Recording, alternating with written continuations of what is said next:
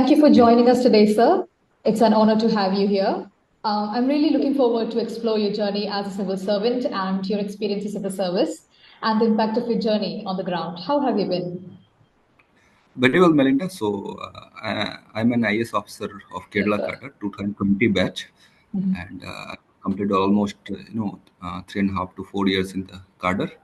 So first I was a assistant collector Pathanam Theta for a year as a training IAS officer, and after that I was a sub collector Talaseri in Kannur district for almost 2 years, and then last year I shifted here in this Thiruvananthapuram, and I'm handling director IT mission Kerala, and also I'm a director of Kerala State Remote Sensing Center.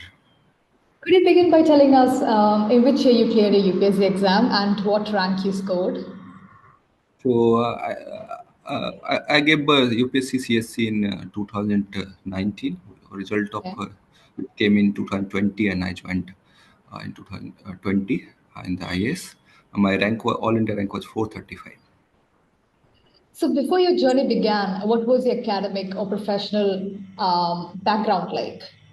Yeah. So I'm an engineer by profession, by Okay. studies. So I studied from NIT Rourkela ceramic engineering from 2012 to 16 in Odisha, and after that I worked in industry in my domain for 2 years, Okay. Mm-hmm. from 2016 to 2018, and then uh, so in June 2018 I quit my job, and I started preparing. I prepared for an year almost before prelims, and I gave the exam in 2019, and I was lucky to qualify in the first attempt to get an yes. So I want to ask, like beyond hard work or dedication, like are there any certain qualities or traits that truly makes a difference when clearing UPSC? Clearing UPSC, this since my understanding about I have not seen many candidates. Also, my way of preparation was also very unique, in the Yeah. sense that.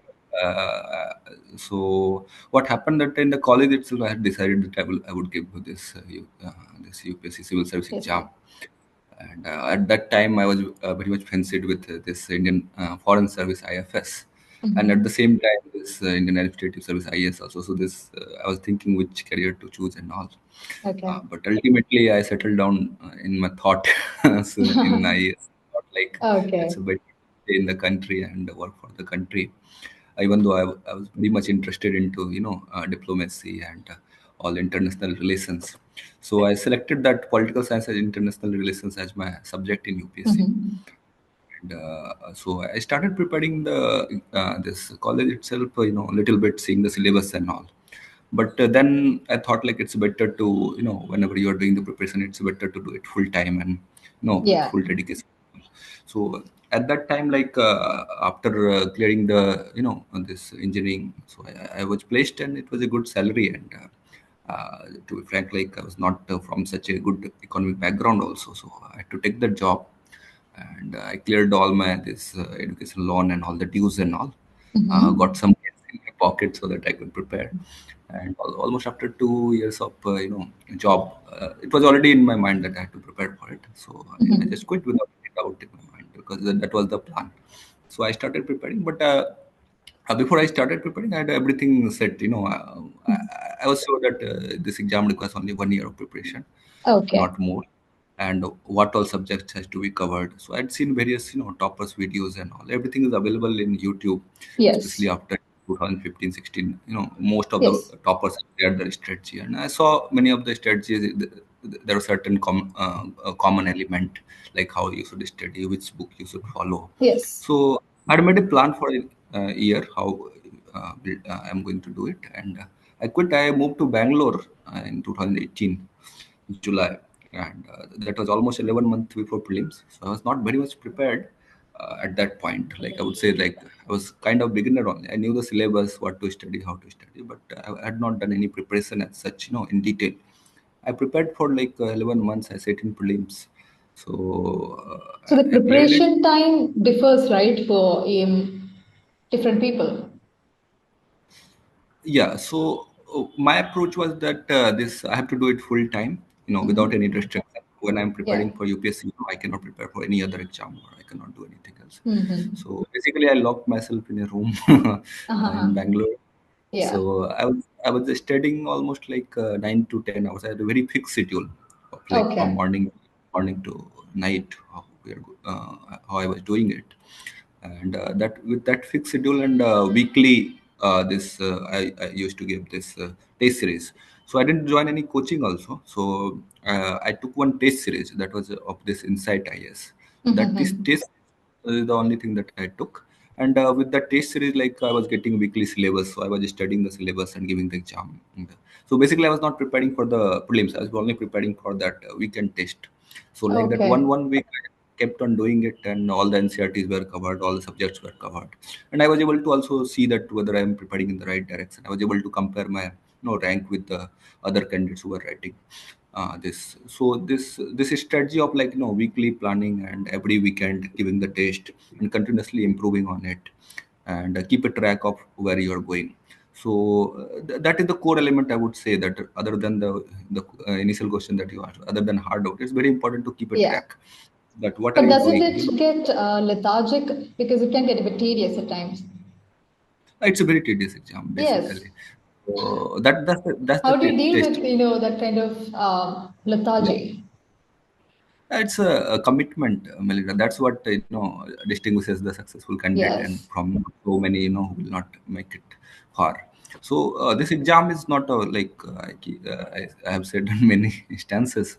So this exam is not of knowledge. It doesn't test your Yeah. knowledge. It's Hmm. not about how much knowledge you're keeping in your head. It's about your your patience, your this how much you can take in, how much difficult situation, how do you respond to it. So and how much this when the situation goes against you, are you able to hold up to and keep on doing, every day, keep on doing the studies. So Yeah. 1 year, when I say like I meet so many candidates, like after getting into selection, people ask me how to prepare. Most of the people I meet who are preparing, they're not fully committed. They will study for a week, and after that, like they're Right. thinking something.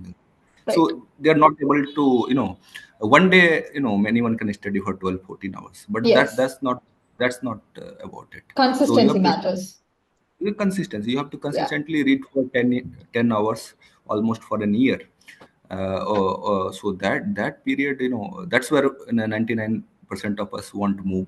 Will we Mm, study yes. for 2 week, but for a year continuously, that's the difficult part. Yes. It's not Yes. like for sure that you will get selected into it. It's nothing Right. like that. Chances Right. of selection extremely rare. 0.02 or 3%. Getting into IS. Right. So it's a very difficult. You can fail at any. Many of the people, 98% of candidates want to make at the Yeah. The that cut first mark. stage, Yeah. prelims itself, they Right. won't make it. So then further it keeps on, percentage of selection keeps on declining from Decreasing. those. Yeah. Yeah, Right. yeah. So many aspirants, worry about their past, be it their academic setbacks or graduating from a lesser known college or a tier three college, like they say, or, making choices that they now regret. So in your view, how much does background shape a UPSC aspirant's journey, and how can these factors be fully overcome, with the right approach? So background is important in the sense that the way your personality is, it totally depends on background. How did you grow Yeah, up? How was your schooling? right. How were your parents and neighbors? The environment that you grow in. So personality, of Right. course, like framed by the background. But at the Yes. same time, I say that it's not in our hand. Where Mhm. we were born and in which environment we grew up. Yes. That was not something that we could control. Yes. So whatever we have got and where we do not have any control, rather than focusing on that aspects, Yes. this UPSC exam is a great leveler in the sense that it provides opportunity to everyone. It doesn't say that you have to be engineer or doctor or lawyer, or you have to Yes. study from and you have to get certain percentage. It doesn't say anything, right? You Yeah. should be 21 years old. You should be a graduate. That is Yes. almost like anyone who has done graduation can write this exam. So this exam is a great leveler in the sense that it provides you equal opportunity. Everyone can, I may be an IITian, got top 100 rank. I studied from IIT Delhi, Mumbai, or I just grew up in the village and I've done distance education, and I know only Hindi or some regional language. Uh, it's a level field in the sense that Right. exam doesn't gives you extra marks for being from IIT or anywhere.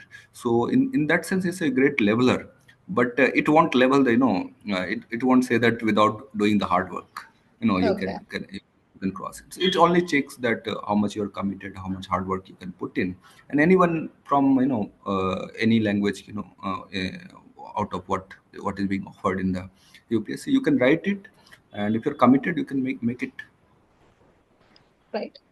So, most students struggle with current affairs, especially when deciding how many newspapers to follow, how to absorb the information without feeling overwhelmed. So in your preparation, how did you approach newspaper reading? And what techniques helped you retain and apply that knowledge effectively? So current affairs is the most dynamic element of the preparation. So Yes, right. there are roughly 7 subjects of UPSC, and then you have current affairs that you have to prepare. Broadly speaking, current affairs, there is no limit to it, and you can keep on reading whole day. You can read only current affairs only. Then also it will not get over. So you Yeah. have to have a strategy for it. You have to do it in a limited time. So my strategy was that I used to read the Hindu newspaper daily for 1 hour. That I did every day without any gap. That's very important. What I understand for UPSC exam, not only for solving the questions, but also improving your understanding uh, about the subjects. So ultimately, this exam is going to test about your understanding of the different subject. That will happen at Yes. prelims, mains, and Right. later at the interview stage also. Right. So most important issues you should have the understanding, basic understanding from the legal point of view, from the factual point of view, and also you should have an opinion on it, because many of the questions in mains also somewhere you have to decide where which ground you will stand, and what kind of logic or reasoning you will give in your answer. So that needs to be developed. That happens slowly over a period of time, and that will only happen when you get deeply involved with the ongoing news. That in the Right. Hindu I find is a very good newspaper, and slowly by reading every day you can build your opinion, your understanding on many of the topics. That was for 1 hour I used to read that, and then Okay. almost 30 to 45 minutes I would read other current affairs, like what was from PIB and all. So many coaching centers, they bring out brief, so that I would read. The daily I would read, and then through taste and all I would revise it, and then the last I revised whatever I had read. So, did you So that develop was this my. habit of note taking while reading news, or did you focus on understanding and linking the news with the syllabus? The newspaper I was not making note, but from current affairs sometimes I would make it. But now this many of the news available in the internet and all, it's already in the Yes. kind of a note form. So Right. most of the Right. time you don't have to make note out of it. Yeah. So, how did you decide like what was important and what would be skipped in a newspaper? It's very difficult in the beginning because Right. you feel like everything is important. So Right. when you see the syllabus of UPSC, and slowly you see the question, what kind of question comes. So and if you keep on giving test series, you will understand what is important and what aspects are important. So mostly, that this any content related to your syllabus will be important, and something which is like political in nature. Many times in my times, like sports was not relevant. Political news, that won't be covering. So and local regional news which has no national significance as such won't be asked. So that understanding we develop, so we are able to skip almost 40-50% of the newspaper, and rest we can cover. So, frequent transfers are often seen as a challenging aspect of civil servant career. So, how do you adapt to new postings and ensure like a smooth transition, both professionally and personally? So many of this IS as such like this supposed to you are supposed to have transfers, and you are supposed to have, Yes, holding different charges so that you are able to understand the society and all the aspects of it from a wider angle. So right. that's not a challenge actually. In my actual very real UPSC interview, they were asked why do you want to come into UPSC. So I said, no, I like diverse domain. I cannot, my mind cannot, work for like 30, 40 years in a single domain. Even though I'm an Okay, engineer, I like my job.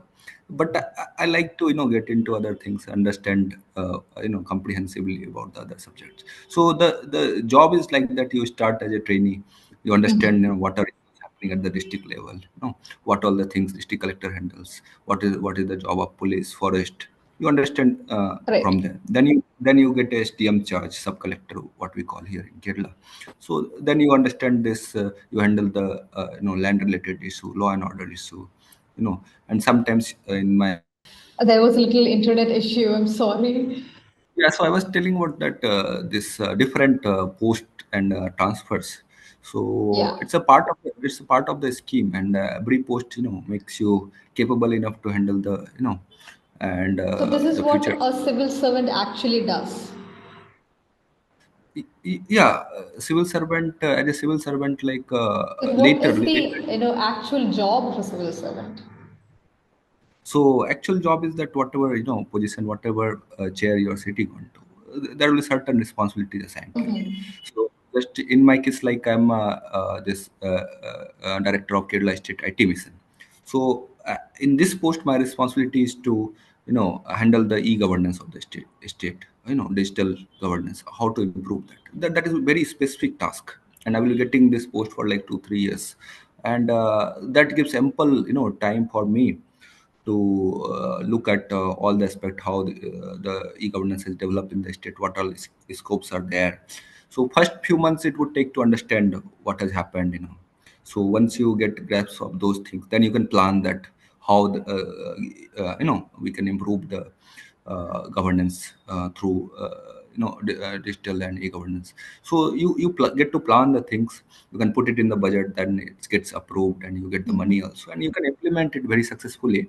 So it gives a kind of you saw a system, you put your mind, you put your understanding, and you're able to improve it.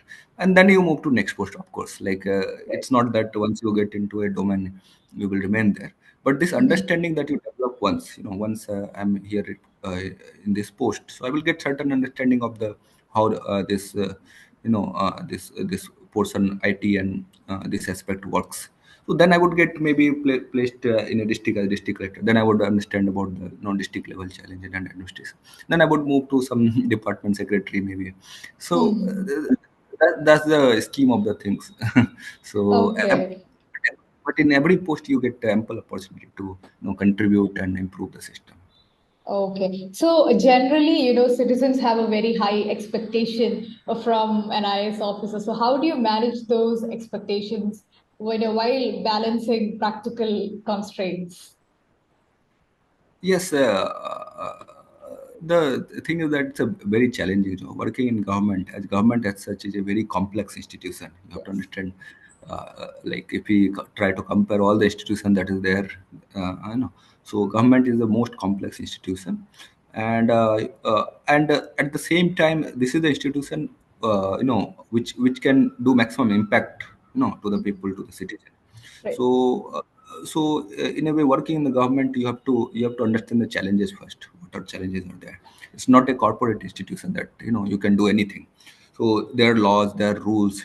Then there are public representative. You are responsible to that government is led by them, and then ultimate accountability comes from people. What you were saying, that people have very high expectation. Right. So we have to manage all of this, and at the same time try to balance things out, and understand the context and the scheme of the things, and try to figure out a way in which you can deliver maximum. So that's very much possible. Still the scope of how much you can improve is a tremendous in government. So in that way, you can have lots of satisfaction working in the government. In each of the posts that we hold, there's so much of things that we can do.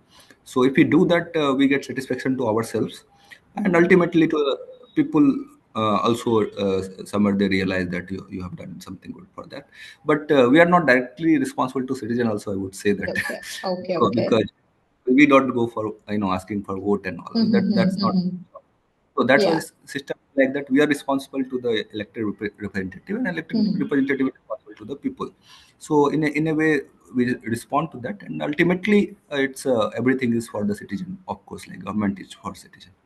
Yeah, so like you said now, you often have to work very closely with elected representatives. So how do you maintain a professional relationship with politicians while also ensuring, that decisions remain impartial and, in the public's interest?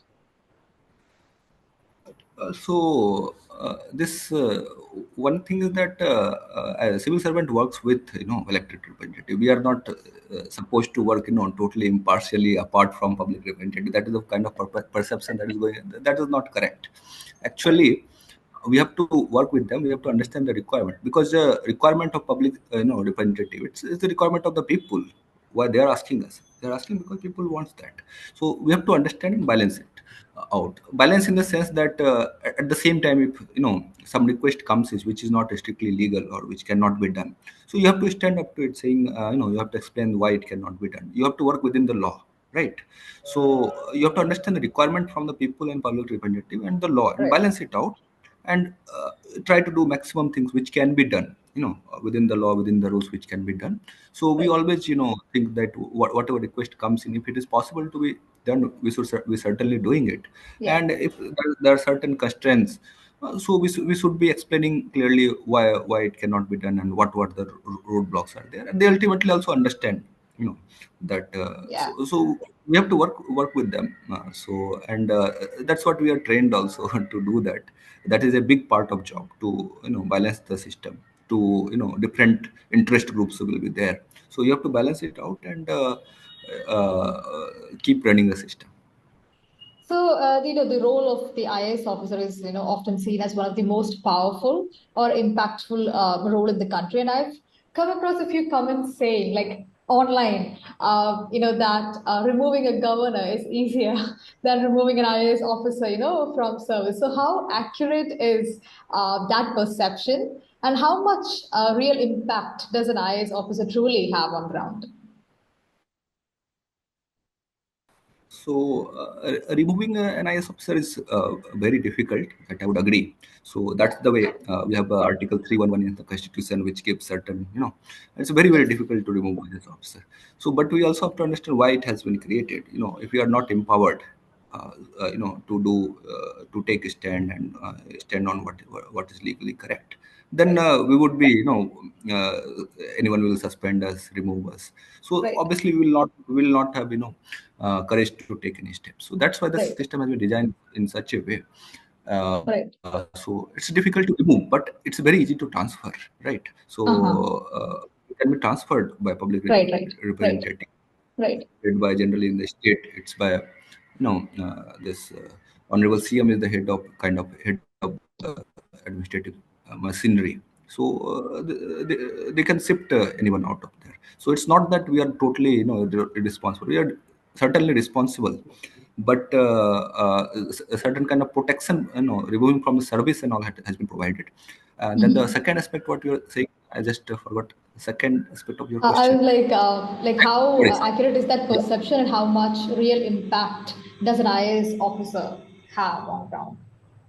Impact, certainly, like impact, you as I was saying earlier, you can have a tremendous impact on the ground. So in my last posting, I was MD of Harlem Farming Corporation. It was 3,500 acre you know Uh-huh. So government those are like farm. the And perks of being an IAS officer.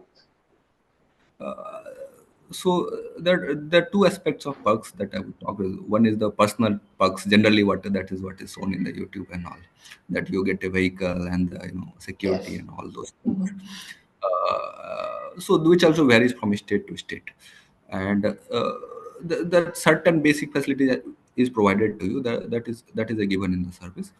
But the real perk, what I would say, especially in the IAS and the civil service domain, you get that you can, in front of your eyes, you can plan things, you can carry it out and see the impact happening. Yeah. So most of the people will just keep on giving opinion on everything, right? Okay. Saying that Yeah. this should be like this, should be like this. Right. So it's very easy to talk about things and say that this is wrong, that is wrong. But Yeah. when you are here in the system, sitting on you know this post, then it's not about talking. It's not about what all things should be doing, should be done. It's about what you are doing. Right. So rather than talking about what should be done, you should be doing things. So that's the real perk. If you are able to see the transformation happening in front of your eyes, it gives a real satisfaction. That's the real perk that I would consider it. We'll come to the last question of the session. What personal sacrifices did this career demand from you? Personal sacrifices, it's like during preparation phase you have to do lots of sacrifices, because Mm-hmm. uh, you cannot socialize, and you have to work very hard. That aspect is there. And Right. once you come into the system, so sacrificing this in a way that many people have perception that we get lots of very high salary and all, that is not there. So it's on the Mm-hmm. internet, you can check. So what's the salary So many of like? the people, What's the so salary salary, like? it starts from like almost 60-65K, and then it Okay. every year you get increment and all. Okay. Okay. Apart from salary, you also get some basic facilities so that you are able to manage. But Mm-hmm. I've seen many people who have come from corporate, who have left crores of rupees job to come join. Right. Right. So if you're getting higher salary outside, then obviously like you have to sacrifice on your salary. Sometimes you cannot just, as you, if you're SDM and all, you cannot leave any time from the place. It's the responsibility that you are given. You are head of the law and order, so you have to be there all the time. If anything happens, you will be responsible for. So those kind of posting, and these are the things, day to day also, you keep on getting lots of conflict, and you have to resolve it. So it's kind of challenge also, and it's a kind of opportunity also for you Mm-hmm. to understand it and evolve out of it. All right. So thank you so much for your time and sharing your insights. I truly appreciate it for taking some time out of your very busy schedule and giving this very honest perspective with us. It's been an absolute pleasure. Hope you have a Thank great you. day, sir.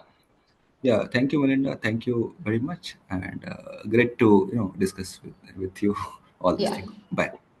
Hope you have a great day, sir. Thank you.